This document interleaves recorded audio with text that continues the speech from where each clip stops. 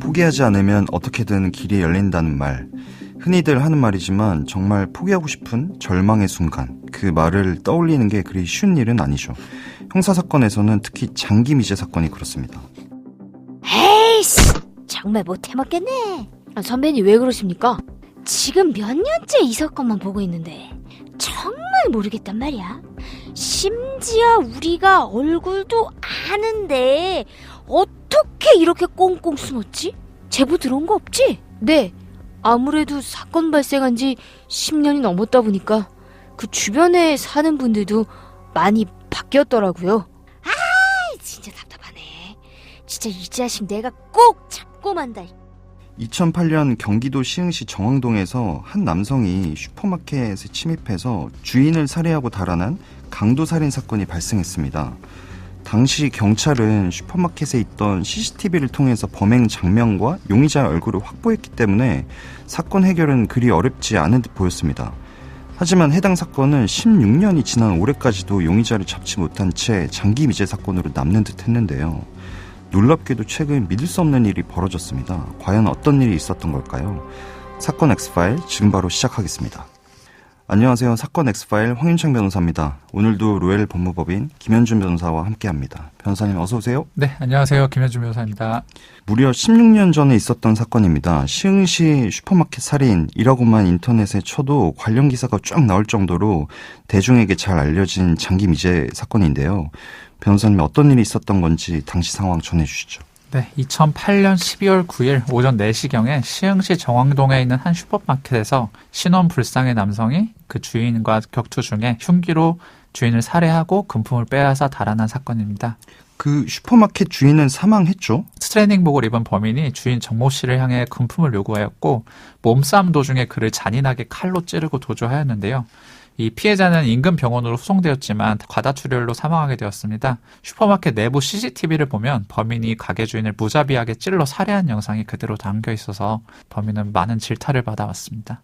네, 사실 사건 초기만 해도 그 마켓 내부에 CCTV가 있었기 때문에 경찰에서는 이 사건이 16년 동안 장기 미제가 될 거라고는 상상도 못했을 것 같거든요. 사건 당일 CCTV를 보면 이때 범인이 마스크, 모자, 장갑 등으로 모두 가려 있어서 신상 파악은 쉽지 않았는데 슈퍼마켓 CCTV 돌려보면서 용의자랑 체격이 일치하는 것으로 보이는 사람이 그 사건 발생 이틀 전인 12월 7일에 해당 슈퍼마켓을 방문해서 담배를 구입하는 모습이 확인되었습니다. 이에 따라서 용의자 사진, 그리고 범행 당시 착용했던 트레이닝복 이것들을 토대로 공개 수배에 나섰는데요. 하지만 용의자로 보이는 사람의 신원을 파악하는 것에 실패하면서 16년 동안 장기 미제 사건으로 남게 되었습니다. 그게 아마도 결제할 때 담배 구입할 때 현금으로 했나 봅니다. 아니면 본인이 아닌 다른 명의 카드로 사용을 했었던 경우일 수도 있을 것 같고 그러다가 사건 발생 9년 만인 2017년에 재수사가 됐다고 합니다. 네, 이후 경기도 시흥경찰서에서 강력 미제 사건 전담팀이 꾸려지면서 재수사를 시작하게 되었는데요. 당시 범인이 얼굴이 알려져 있잖아요. 그 공개 수배를 하다 보니까 그래서 일용직 근무할 가능성이 있다. 6개월 동안 일용직 몇십만 명의 얼굴을 비교 분석했었는데 아무런 진전이 없었습니다. 그러다가 2024년 2월 용의자에 대해서 결정적인 제보를 받아서 수사가 개시되었습니다. 아, 제보가 있었나 보네요. 그 어떤 제보였습니까? 정확한 제보 내용까지는 드러난 건 없는데 재수사 당시 발행한 수배 전단을 본 제보자가 용의자와 비슷한 자를 알고 있다라는 제보를 한 것으로 보입니다. 그리고 경찰은 범행 현장 CCTV랑 범인의 연도별 사진을 확보해서 비교 분석했고 2006년도에 운전면허증 사진이랑 비교해서 감정을 보냈는데 그 감정 결과 동일인인 가능성이 92%라는 결과를 받았습니다. 또한 용의자 계좌 분석을 통해서 범행 시기에 화성과 광명에서 인출 내역이 있는 것을 파악했었고 통화 내용을 확인해 사건 당시 용의자와 자주 통화하고 함께 거주했던 지인으로부터 유력한 진술도 얻게 되면서 2024년 7월 14일 범인으로 보이는 자를 긴급 체포하였습니다. 네. 운전면허증 사진 같은 경우에는 그 사진 업체에서 보정을 좀 해주기도 하고 포샵을 하기도 하는데 다행입니다. 형사사건에서 제보라고 하는 게 어느 정도 효력을 갖고 있는지 혹은 어떤 의미가 있는지도 청취자분들께서 궁금해하실 것 같거든요. 우선 가장 중요한 게 이제 제보, 내가 누군가를 알고 있다, 무엇을 했다는 사실을 알고 있다라는 이 진술 자체도 이 사건의 피의자의 죄를 밝히기 위한 유효 증거로 사용될 수도 있고요. 그리고 무엇보다도 수사를 개시하고 용의자를 찾을 수 있는 단서를 준다는 점에서 수사기관 입장에서는 매우 소중한 자료죠. 네. 그리고 또한 제보라는 것이 보통 범인을 이제 아는 주변인들로부터 나오는 경우가 많고 수사기관 입장에서는 범인이 뭐 이렇게 변장을 하거나 뭐 이렇게 그렇죠. 했을 때 못 알아볼 가능성이 많지만 이 지인이나 아는 사람의 눈에서는 그런 것들도 알고 있기 때문에 속이기가 어렵습니다. 따라서 범인을 잡게 할 수 있는 가능성을 높여주는 일이기도 합니다.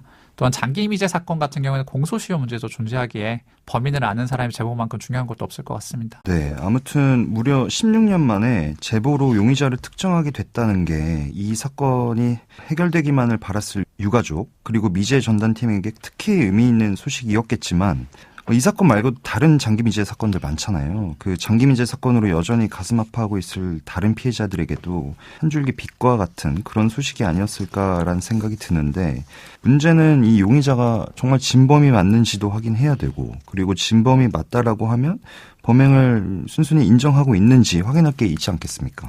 이번에 잡힌 용의자 같은 경우에는 최초에는 모든 범행을 부인했습니다. 뭐 본인이 뭐 당연히 자기가 아니라고 생각했겠죠. 네, 그랬겠죠. 그러다가 이제 지난 17일 구속영장 실질심사를 앞두고 이제 영장이 발부되면 이제 체포가 되잖아요. 그렇죠. 구속되는 상황이 되니까 이때서야 자백을 했는데요.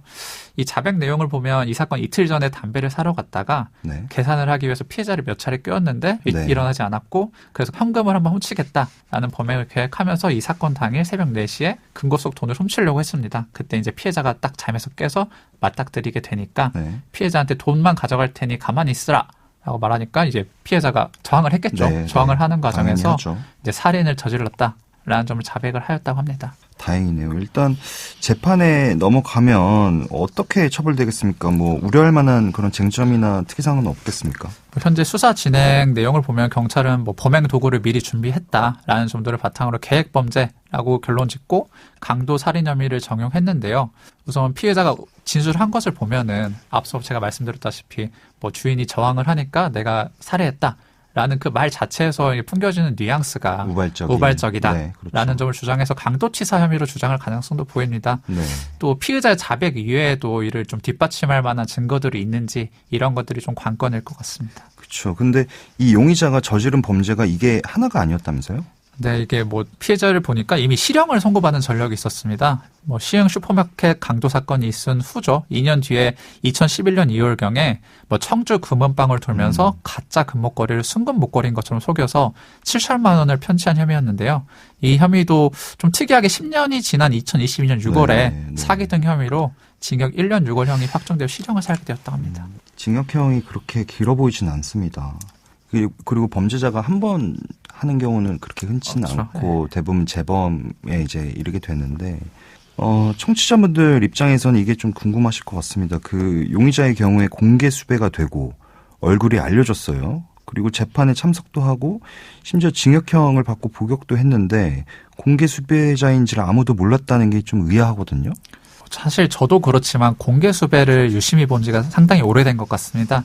또한 뭐 수사관들 역시도 전국에 워낙 많다 보니까 직접 피의자를 용의 선상에 올리고 직접 수사했던 수사관들은 뭐 인지할 수 있겠지만 그렇죠. 다른 수사관들이 이 사람을 보고 이 친구가 그 친구구나 하고 쉽게 떠올리긴 어려웠을 것으로 보여집니다. 또한 피의자 전과가 만약에 이렇게 강도살인 같은 동종 범죄였으면 좀 더 알아보기 쉽지 않았을까 싶은데 동종이 아닌 범죄였기 때문에 더욱 알아보기가 어렵지 않았을까 싶습니다. 그리고 이제 시간이 지나면 그 한 사건만을 수사관이 뭐 5년, 10년 이렇게 담당하기는 또 어렵지 않겠습니까? 그렇죠. 그래서 알고 있는 수사관도 뭐 사건에 대해서 교체가 될 수 있는 상황일 것 같습니다.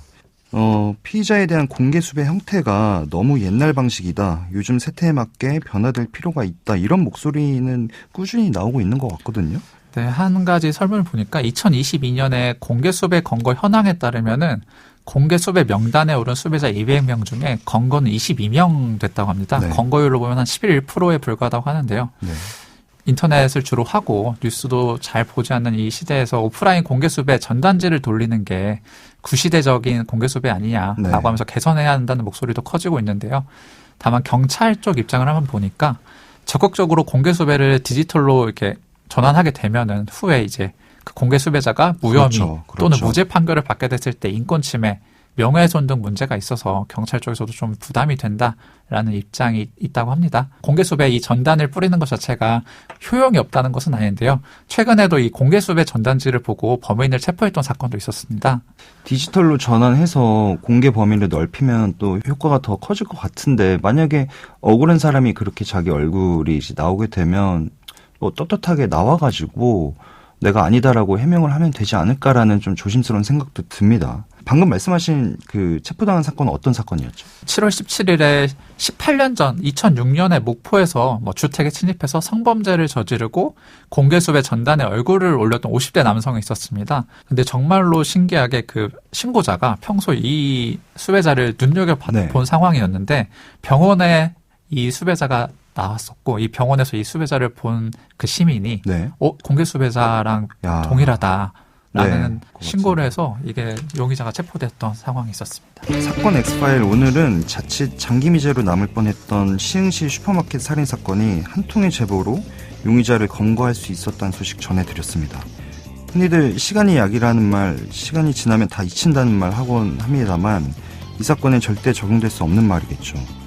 해당 사건의 시기는 2008년 12월 그날에 딱 멈춰져 있을 테니 말이죠. 피의자 A씨가 자신의 범죄에 맞는 합당한 처벌을 받기를 기다리겠습니다. 오늘 저희가 준비한 내용은 여기까지입니다. 끝곡으로 폴 블랑코 헤이지의 예고 없이 들려드리면서 이 시간 마치겠습니다. 여러분은 모두 변호받아 마땅한 사람들입니다. 사건 X파일. 여러분 고맙습니다.